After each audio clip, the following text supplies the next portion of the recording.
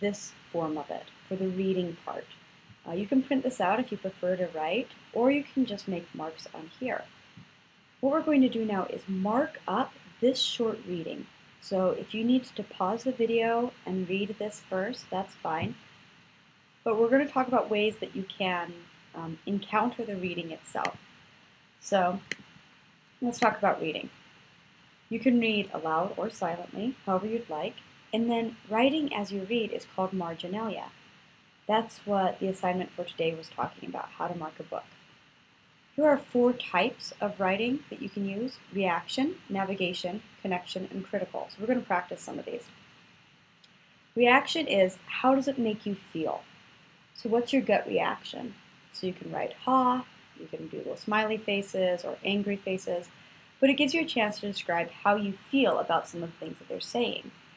It can help you remember the information better, and it can help you connect with the work a little bit more fully. So here is how you might respond to it on this form itself. You could read some part that maybe it made you laugh. Smell the bipartisanship, right? If you go to the review tab and then add new, you can put comments. So you could write something like, ha, because maybe you think that's funny. That's the way that you could do it if you were working on it as the Word document. So again, review and then hit new. If your review tab is somewhere else, just do a search for it, and you should be able to find a way to be able to mark it up. Otherwise, you can just do it the old-fashioned way, print it up and write on it. So let's take a look at what that might do. After you take some time, go ahead and pause the video and write all of your reactions on the form. It might look something like this. You might have some places where you have smiley faces, you might have some places where you're confused, there might be some places where you're mad at the author, things like that. Yours can be however you feel about it. Okay, now let's look at a different one. Navigation. This is just working your way through the assignment. If the reaction marginalia was emotional, navigation is a lot more left-brained. So you're organizing things, first, second, third. You're also writing some summaries. What do they say in each part? Summarizing the work gives you a chance to see how it all fits together and find the main arguments. So when you're going back later to write your paper and you're looking for, oh, where did he talk about the farm lobby? You'll be able to find that section. So just like before, open it up and use this comment feature to summarize sections. So maybe there's things that you want to mark first, second, third. Maybe there's some parts where you want to write a summary. So just go through and figure out the organization. Right? Okay, so take a little moment, pause the video if you need to, and then we'll get back together.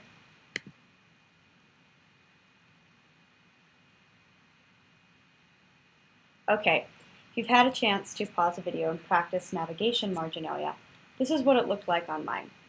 So there were some places where I was counting up first, second, third, fourth, fifth, right? Here's all of the reasons why cattle should be included in cap and trade.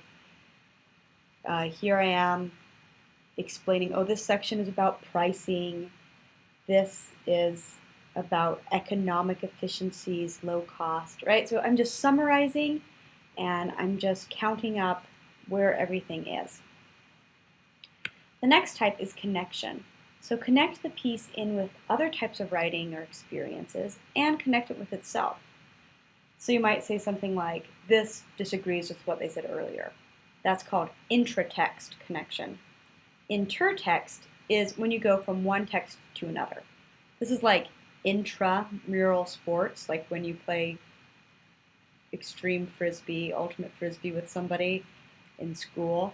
Well, intramural is like our basketball team is going to Milwaukee to play their basketball team, right? So intratext is within the text, intertext is across text. So maybe you write down, oh, this reminds me of Smith's book.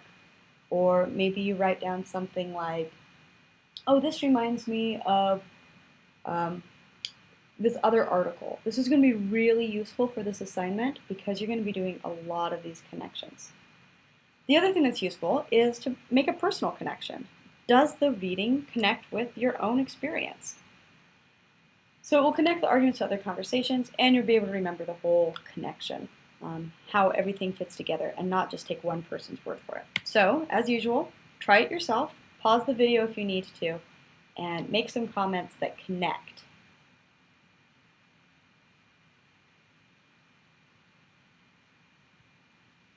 Okay, so let's move on. This is the example of the connection that I did.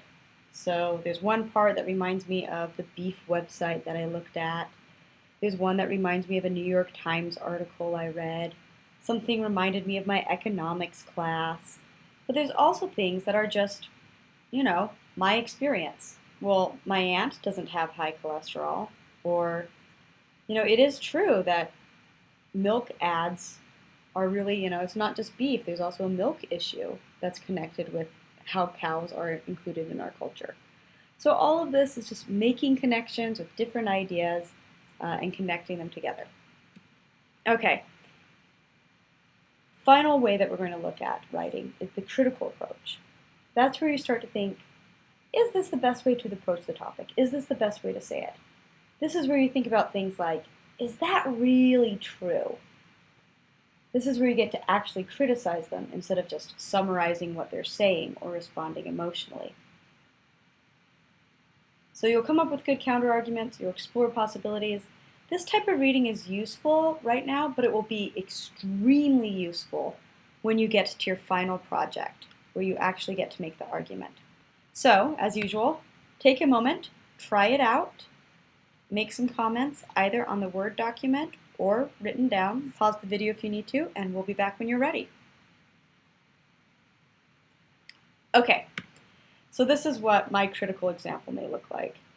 I may have, is that all that happened? Oh, ranching is important. Should the government be involved? Why is it the only policy implement? So I'm asking questions about what they're doing. Okay, so that's the section on reading. Let me talk about post-reading too. Post-reading is when you stop and you look back at what you've read. We'll talk about post-reading more in the next video.